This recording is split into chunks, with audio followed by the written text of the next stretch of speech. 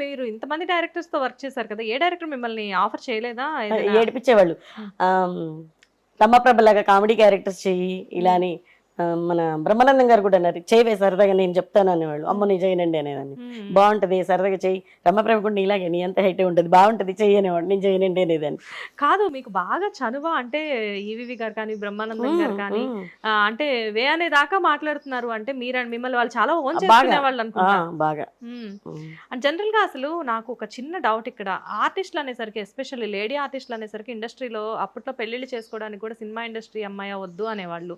అంటే cinema industry వాళ్ళంటే ఒక చిన్న చూపు, టెక్నీషియన్స్ అన్నా కానీ ఆర్టిస్టులు అన్నా కానీ. అసలు మీరు చెప్పండి, ఇన్ని సంవత్సరాల నుంచి ఈ ప్రయాణం చూస్తున్నారు కదా మీరు, నిజంగా అసలు ఇదంతా నిజమైన ఆర్టిస్టుల గురించి బయట మాట్లాడేదంతా నిజమో కాదని అందరికీ తెలుసండి. అది ఏం లేదు, పబ్లిసిటీ కోసం ఒకటి ఉంటే 100 మాట్లాడతారు. ఇప్పుడు ఒక అమ్మాయి అబ్బాయి కూర్చొని మాట్లాడితే మనమే క్యాజువల్ గా ఇద్దరు వెళ్తుంటే వాళ్ళు ఎవరో తెలియకుండానే కామెంట్ చేస్తాము. అలాంటిది తెర మీద లక్షల మంది కోట్ల మంది చూసే వాళ్ళని ఇంకా కామన్ గా అంటా ఉంటారు. అది ఎవరి పర్సనల్ వాళ్ళ ఇష్టం ఉంటది కానీ అందరూ అలా ఉండరు. 100కి 100 మంది అలా ఉండరు. ఎవరో ఒకరిద్దరు లవ్, వాళ్ళ ఫ్యామిలీ, వాళ్ళ పర్సనల్, అది మనం ఎవరు పట్టించుకోం అంతే. ఎవరి ఇష్టం వాళ్ళు, ఎవరి లైఫ్ వాళ్ళది. సినిమా ఇండస్ట్రీ ఇది అది బ్యాడ్ అని మరి మేము నెలలో 25 రోజులు అవుట్డోర్లోనే ఉండేవాళ్ళం. మరి నేను ఇండస్ట్రీకి వచ్చినప్పుడు నా ఏజ్ 18-19 ఇయర్స్. ఒకసారి దాసనారాయణరావు గారు ఒక స్టేజ్ మీద గురువు గారు చెప్పారనమాట, సినిమా ఇండస్ట్రీ అంటే అందరూ కూడా తాగుబోతులు తిరుగుబోతులు అని చెప్పేసి అంటారు, కానీ ఒక మనిషి ఒక ఆర్టిస్ట్ గా తెర మీద కనబడడం అంటే ఎంత అదృష్టం చేసుకొని ఉంటే ఆర్టిస్ట్ గా కనబడాలి. అంతే కదా మరి. ఒక మనిషి పుడితే ఆర్టిస్ట్ గా పుట్టాలి, ఆర్టిస్ట్ గా అంటే పుట్టడం ఎలా పుట్టినా కానీ చనిపోయేటప్పుడు ఆర్టిస్ట్ అనిపించుకొని చనిపోవడం అనేది చాలా పెద్ద విషయం అని చెప్పారు దాసర్ గారు. ఇప్పుడు మనం బయటకు వెళ్తే 10 మంది గుర్తుపడతారు, ఒక 20 మంది గుర్తుపడతారు. అది ఒక ఆర్టిస్ట్ వెళ్తే వేల మంది, లక్షల మంది, కోట్ల మంది గుర్తుపడతారు. అంతే కదా. అంతే కదా. మీరు ఎప్పుడో వర్క్ చేసిన వాణిశ్రీ గారు ఇప్పుడు వచ్చి బయట కనబడ్డారు అనుకోండి, ఈ రోడ్ అంతా ఎలా ఉంటుంది చెప్పండి. అంతేగా. అది సో ఇండస్ట్రీ అనేసరికి ఆ చిన్న చూపు ఉన్నప్పటికీ కూడా రవితేజ గారు కృష్ణానగరే మామ ఆ సాంగ్ లో కూడా చెప్తారు, మేమంటే మీకు రవితేజ గారు assistant director.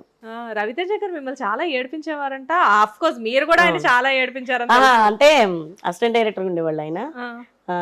Continuities assistant directors ఏంటంటే ముందు కంటిన్యూటీస్ అడుగుతారు.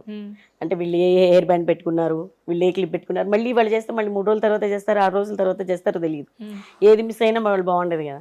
అడిగితే ఎందుకు సార్ రాగానే అడుగుతారు, బోల్ టైం ముందుగా చెప్తాను, మేము ఆర్టిస్టులు అవుతాం, మీరు ఆర్టిస్టులు అయితే స్క్రీన్లు సిరిగిపోతాయండి అని ఏడిపించేవాళ్ళం. ఈయన న్యూజిలాండ్ లో బస్సులో వర్షం పడుతుంటే అందరు కూర్చుంటే అందరు యాక్టింగ్ చేసి చూపించారు. నాది కూడా ఈవిడ కూడా ఆడేసుకునేవాళ్ళండి మమ్మల్ని ఇలా అలా అని కామెంట్ చేసి ఏడిపించేవాళ్ళు. అలా మేము చూస్తుండగా అందరు డైరెక్టర్లు అయిపోయారు, హీరోలు అయిపోయారు, చాలా మంది ఉన్నారు. అలా రవితేజ గారిని మీరు ఇండస్ట్రీలోకి వచ్చిన కొత్త నుంచి చూసారన్నమాట. చాలా కష్టపడి వచ్చారంటారు, నిజమేనా? వి వినయ్ గారు అసిస్టెంట్ డైరెక్టర్ గా ఉన్నప్పటి నుంచి తెలుసు. మేము ఓసిన మరదలని ఒక సినిమా చేసాం. అందరూ ఇట్లా హాల్లో బెడ్లు వేసుకొని పడుకునేవాళ్ళం. సాగర్ గారు డైరెక్టర్, సీను వైట్ల గారు, అందరూ చాలా మంది. అప్పుడు వీళ్ళంతా అసిస్టెంట్ డైరెక్టర్లు అందరూ ఇప్పుడు డైరెక్టర్స్ అయిపోయారు.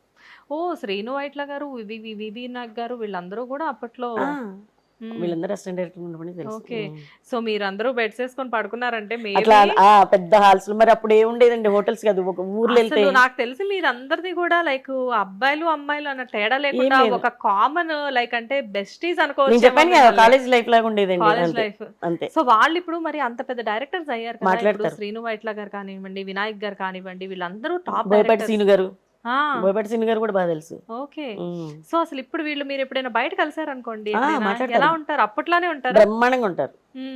లేకపోతే మేము టాప్ డైరెక్టర్ అట్లా ఎవరు లేరండి, ఎవరో ఒకళ్ళు. కానీ ఇప్పటి వరకు అలా ఎవరు అనిపించలే. అంటే మేము అలాగే ఉన్నాం కదా, ఎప్పుడైనా ఇంకా అలాగే మాట్లాడతాం. రవితేజ గారు ఎలా ఉంటారు ఇప్పుడు? ఆయన ఎప్పుడైనా బంగారం అండి. అవునా? ఆయన యాక్టింగ్ ఉండదు, బయట ఎలా ఉన్నారో అలాగే ఉంటారు అంతే. ఓకే, అండ్ ఇప్పుడున్న ప్రెసెంట్ డైరెక్టర్స్ హీరోస్ లో మీకు బాగా క్లోజ్ ఎవరు? అందరూ క్లోజ్ అని చెప్తారు మీరు, నాకు తెలుసు. బట్ ఇప్పటికీ అప్పటికి ఈయన నాకు బెస్ట్ ఫ్రెండ్ అని చెప్పేసి అనుకునేవాళ్ళు. పురిగారేనా? ఓకే, చచ్చిపోయే వరకు ఆయనేనండి. మాట్లాడుతుంటారా రెగ్యులర్ గా? ఇప్పుడు లేదండి, ఇప్పుడైతే కొంచెం అంతే గ్యాప్ వచ్చింది.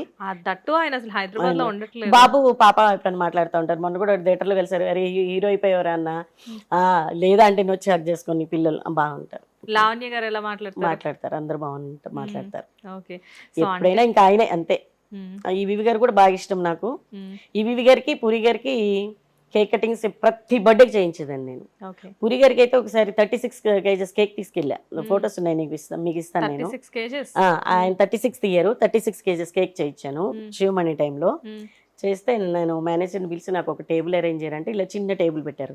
ఇలా కాదండి ఇలాంటిది ఒక 4 కావాలన్నా 6.5 by 4.5 ఉంది కేక్ సైజ్ అని చెప్పా.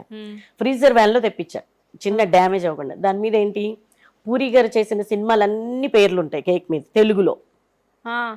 నాగార్జున గారి ప్రకాష్ రాజ్ వీళ్ళందరినీ కేక్ తెచ్చి నేను దూరంగా ఉన్నా. ఎవరు తెచ్చారు కేక్ అంటే ఉషా ఇట్రా అని పిలిచారు ప్రకాష్ రాజ్ గారు. పిలిచి హక్ చేసుకొని నాగార్జున గారు సూపర్ అయిన అన్నాడు. ఎందుకంటే తెలుగులో రాపిచ్చావు చూడు ఈ పేర్లు, ఇది నాకు చాలా నచ్చిందని చెప్పి ఆయన నన్ను ఎంతో అప్రిషియేట్ చేశారు నాగార్జున గారు. ఉన్నాయి అసలు మీకు ఐడియా ఎలా వచ్చిందండి? అంటే ఏదో ఒకటి చెయ్యాలి, సర్ప్రైజ్ గా ఏదో ఒకటి చేయాలనుకున్నా. ఇంతకీ అసలు మనిషి ఏమన్నారు? ఆయన షాక్, ఇలా కూర్చుని అంటే కేక్ మామూలుగా అందరు ఇలా తింటారే, ఇప్పుడు మేము అందరం ఇలా తినాలా అని ఏడిపించారు. ఓకే. నన్ను ఒక 3-4 సంవత్సరాలు ఉషా కేక్ అని, ఈ తర్వాత సైజ్ తగ్గించుకుంటూ వచ్చా. ప్రతి సంవత్సరం ఏదో కేక్ అయితే వెరైటీగా తీసుకెళ్లేదండి. పూరి గారికి కూడా కితకితలు సత్యనారాయణ గారికి జన్మదిన శుభాకాంక్షలు అని తెలుగులో తీసుకెళ్ళా. కితకితలు సత్యనారాయణ గారు అని దాని మీద పెట్టి అలా మా బాబు కొంచెం నాకు నేనే అరే ఇలా ఉందిరా అంటే దానికి ఏదో ఒక ఐడియా ఇస్తాడు. ఇద్దరం కలిసి చేసి తీసుకెళ్లేవాళ్ళం.